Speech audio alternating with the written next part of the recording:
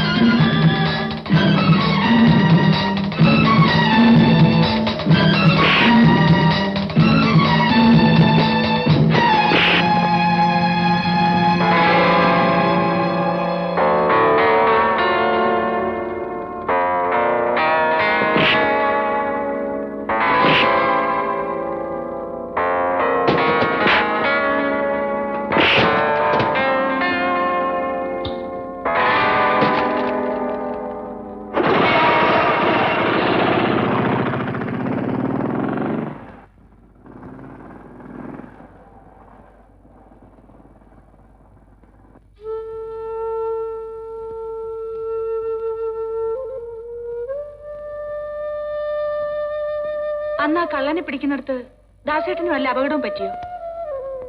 ഇല്ല. ആ കുട്ടൻ ഓരോന്ന് പറഞ്ഞ് ഞാൻ പേടിച്ചുപോയി. നാളെ എപ്പോഴാ ട്രെയിൻ? രാവിലെ 10 മണിക്ക്. ഞാൻ വരുന്നില്ല. എനിക്ക് അല്പം ജോലി കൊടുണ്ട് ഇവിടെ ബാക്കി. ഇനി ഒരു ജോലിയും വേണ്ട. നാളെ നമ്മൾ ഇവിടം വിടുന്നു. അതിനൊരു മാറ്റവും ഇല്ല. അല്ല, ജോലി തീർന്നാൽ ഉടനെ ഞാനും നിങ്ങളുടെ നാട്ടിലേക്ക് വരാം. എന്തായി പറയുന്നത്? ദാസേട്ടൻ ഇല്ലാതെ ഞാൻ പോവില്ല. വെറുതെ വാശി പിടിക്കരുത്. എനിക്ക് വരാൻ പറ്റില്ലെന്നേ. എന്റെ സാഹചര്യം ഒന്ന് മനസ്സിലാക്കൂ. നിങ്ങൾ മാത്രം ഇപ്പൊ പോകൂ. പോയില്ലെങ്കിൽ നിങ്ങളുടെ അച്ഛന്റെ കാത്തിരിപ്പ് വെറുതെയാവും. ദാസേട്ടൻ എന്തു പറ്റി? പറയാൻ കുറെ ഏറെയുണ്ട്.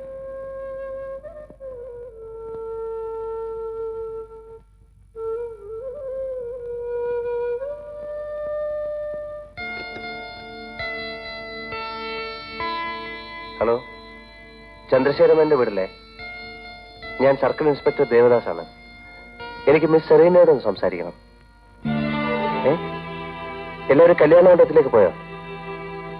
എങ്കിൽ എനിക്ക് അവിടുത്തെ നമ്പറും തരുമോ?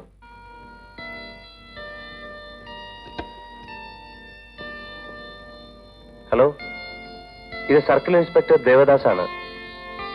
അവിടെ മിസ് സെറീന ഉണ്ടോ? ഒന്ന് വിളിക്കാം. ഞാനാണ് വിളിക്കുന്നതെന്ന് പറഞ്ഞില്ലേ? ആ, ശരി, ഓക്കെ.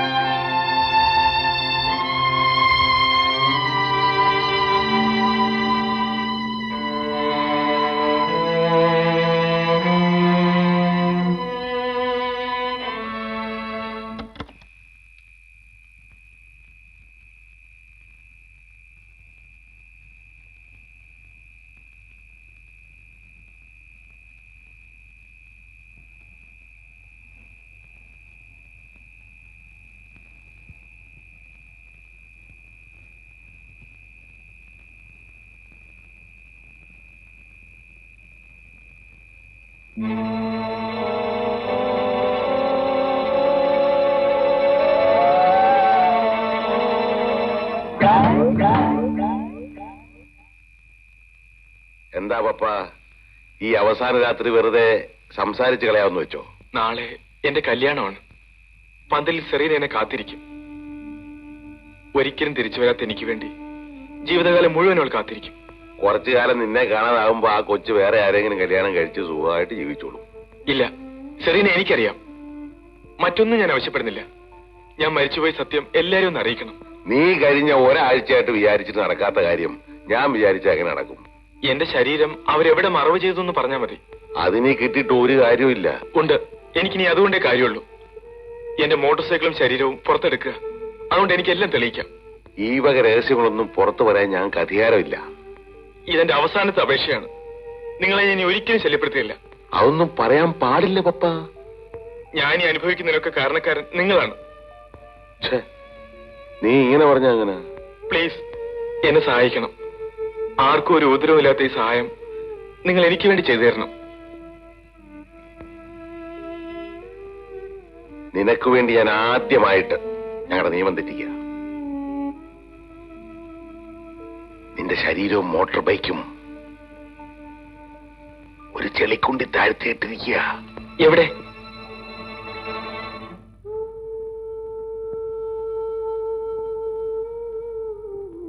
മതി. നിങ്ങളോട് എങ്ങനെ നന്ദി പറയണമെന്ന് എനിക്കറിയില്ല. ഇനി ഞാൻ എല്ലാം തെളിച്ചോളാം. നാളെ എന്നെയും കാത്ത് മണവാട്ടിയായി സെറീന വരുന്നതിന് മുമ്പ് എനിക്ക് അവളെ വിവരം അറിയിക്കണം. ശരി.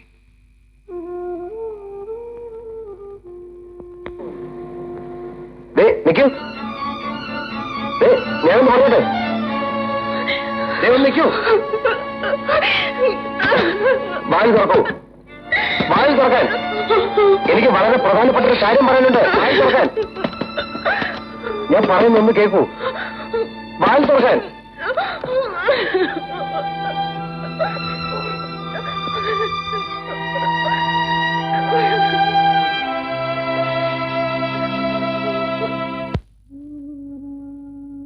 നിൽക്കൂ. എല്ലാം വിശദമായി പറയണമെന്നുണ്ടായിരുന്നു. പക്ഷേ എനിക്ക് മറ്റൊന്നും അറിയണ്ട. ദാസേട്ടൻ നാട്ടിലേക്ക് വരുന്നുണ്ടോ ഇല്ലെന്ന് മാത്രം അറിഞ്ഞാൽ മതി. നിങ്ങൾ സമാധാനമായി പോകൂ. അത് പറയാനേ എനിക്കിപ്പോ കഴിയും. എന്റെ സ്വൈരവും സമാധാനം ആരും നോക്കണ്ട. എന്നോടും കുഞ്ഞിനോടും അല്പമെങ്കിലും സ്നേഹമുണ്ടെങ്കിൽ ദാസേട്ടൻ സ്റ്റേഷനിൽ വരണം. ഞാൻ കാത്തിരിക്കും. പാടി ഇവിടെ.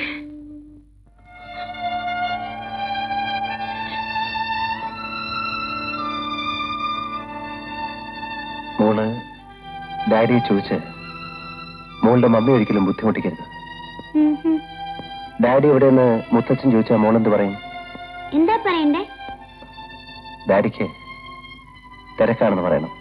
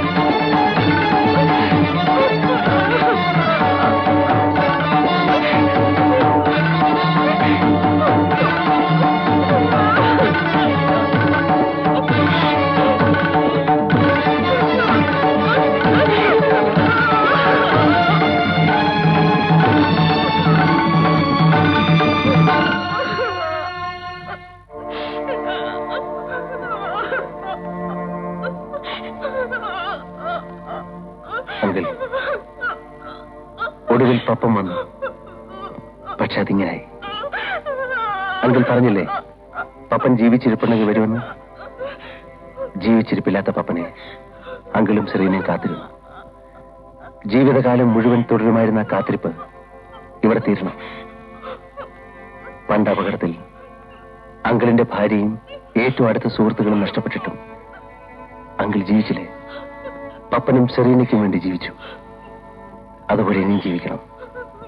സെറീനയ്ക്ക് വേണ്ടി.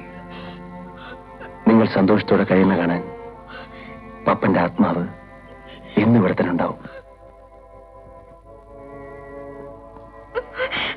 സാർ, റെയിൽവേ സ്റ്റേഷനിൽ കൊച്ചമ്മ കാത്തു നിൽക്കുന്നുണ്ടാവും. സമയം പോണു.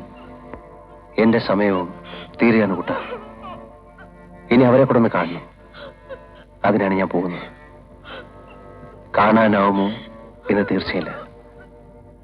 എനിക്ക് കാണാൻ കഴിഞ്ഞില്ലെങ്കിൽ അവരെ കാണുമ്പോൾ കുറ്റം പറയണം. ശാന്തിയോടും മോളോടും ഞാൻ മാപ്പ് ചോദിച്ചിരുന്നു.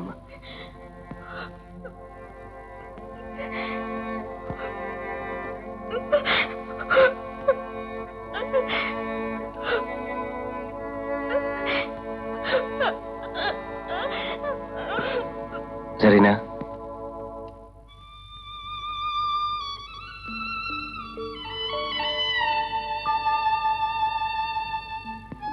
ഇനിയൊരു ജന്മം ഉണ്ടെങ്കിൽ നിന്റെ പപ്പൻ നിന്റെ കൂടെ ഉണ്ടാവും.